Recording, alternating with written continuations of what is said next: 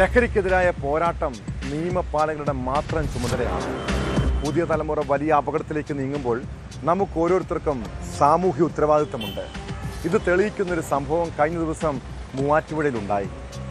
ലഹരി മാഫിയ പുഴയിൽ ഒളിപ്പിച്ച കിലോ കണക്കിന് കഞ്ചാവ് കണ്ടെടുക്കാൻ എക്സൈസിന് തുണയായത് ഇസ്മയിൽ എന്ന സാമൂഹ്യ പ്രവർത്തകനാണ്. കഞ്ചാവുമായി പുഴയിൽ നിന്ന് കയറി വരുന്ന ഇസ്മയിലിന്റെ ദൃശ്യങ്ങൾ സമൂഹ മാധ്യമങ്ങളിൽ ഇപ്പോൾ വൈറലാണ്.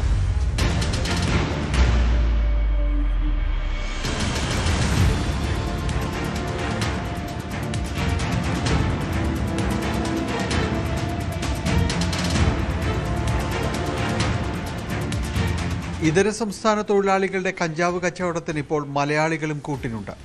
പെരുമ്പാവൂർ, മൂവാറ്റുപുഴ മേഖലകളിൽ ഇത്തരം സംഘങ്ങളാണ് ലഹരി വിൽപ്പനയ്ക്ക് പിന്നിൽ. കൊണ്ടുവരുന്ന കഞ്ചാവ് ഉൾപ്പെടെയുള്ള ലഹരി വസ്തുക്കൾ ഒളിപ്പിച്ചു വയ്ക്കാൻ പല മാർഗങ്ങളാണ് സ്വീകരിക്കുന്നത്. അത്തരത്തിൽ ഒരു സംഘത്തെയാണ് മൂവാറ്റുപുഴയിൽ കഴിഞ്ഞ ദിവസം പിടികൂടിയത്. കോതമംഗലം പുഴയിൽ ഒളിപ്പിച്ച കഞ്ചാവാണ് സാമൂഹ്യ പ്രവർത്തകൻ ഇസ്മായിലിന്റെ സഹായത്തോടെ എക്സൈസ് കണ്ടെടുത്തത്. എന്നാൽ ലഹരി കേസുകളിൽ പിടിയിലാകുന്ന പലരും വളരെ വേഗം ജാമ്യം നേടുന്നത് ലഹരി വിരുദ്ധ പ്രവർത്തനങ്ങൾക്ക് ഒപ്പം നിൽക്കുന്ന ഇസ്മായിലിനെ പോലുള്ള നാട്ടുകാരെ ആശങ്കയിലാഴ്ത്തുന്നുണ്ട്. അവരാണ് ഈ 65 ദിവസം കൊണ്ട് പുറത്തിറങ്ങിയത്. കുറച്ചുകൂടി സ്വാധീനമുള്ളവരാണെന്നുള്ളതാണ്. അവർക്ക് സ്വാധീനമുണ്ട്, അവരെ സഹായിക്കാൻ ആളുകളുണ്ട്. നമ്മളിങ്ങനെ കൊടുക്കുന്ന ഇൻഫർമേഷൻ കൊടുക്കുന്നവർക്കപ്പോൾ ഒരു ഭീഷണിയാണ്.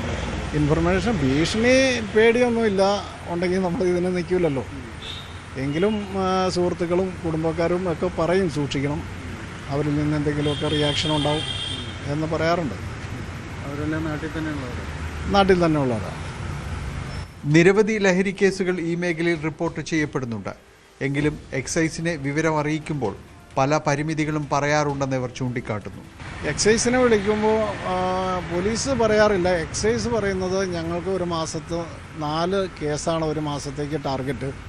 4 എണ്ണം കഴിഞ്ഞ് 5-ാമത്തെ പറയുമ്പോൾ അവർ പറയുന്നത് എന്നാൽ അടുത്ത മാസത്തേക്ക് ആക്കാം എന്നുള്ളതാണ് അവർ പറയുന്നത്. അതിൻ്റെ നിയമത്തിൽ ഒരു ഭേദഗതി വരുത്തുകയാണെങ്കിൽ നല്ലൊരു കാര്യമായിരിക്കുമെന്നാണ് എൻ്റെ വ്യക്തിപരമായ അഭിപ്രായം. അങ്ങനെ നിയമമുണ്ടെന്നാണ് അവർ പറയുന്നത്.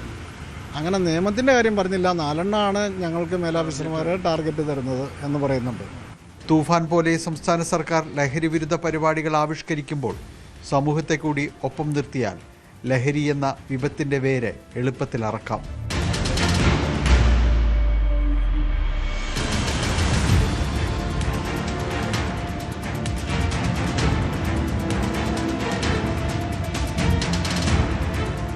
ന്യൂസ് 18 കൊച്ചി. കൂടുതൽ വാർത്തകൾക്ക് news 18 Keralam YouTube channel subscribe ചെയ്യുക.